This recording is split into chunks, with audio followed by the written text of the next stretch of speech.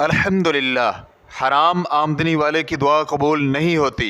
जनाब अबू हुरैरा रदियल्लाहु अन्हु कहते हैं कि नबी अलैहिस्सलातु वस्सलाम ने फरमाया, अल्लाह सुब्हानहु व तआला ख़ुद पाक है और पाक माल ही कबूल फरमाता है। मुसलमानों को भी उसी बात का हुक्म दिया जिसका अपने रसूलों को हुक्म फरमाया। चुनांचे अल्लाह सुब्हानहु व तआला का इरशाद है, ए रसूलो, पाक चीज़ें खाओ और नेक अमाल करो, क्योंकि मैं तुम्हारे अमाल से बाखबर हूँ।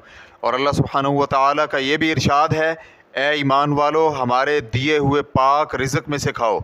इसके बाद रसूलुल्लाह सल्लल्लाहु अलैहि वसल्लम ने एक शख्स का तज़किरा फरमाया कि वो दूर दराज का सफ़र करता है और मुसाफिर की दुआ कबूल होती है, और इसके साथ साथ वो बिखरे बाल और गुबार आलूद कपड़ों वाला परेशान हाल भी है। ये शख्स अपने दोनों हाथों को आसमान की तरफ फैलाकर कहता है, ए मेरे परवरदिगार, ए मेरे परवरदिगार, लेकिन खाना भी उसका हराम, पीना भी हराम, लिबास भी हराम, और हराम से ही उसके जिस्म की नशो नमा हुई।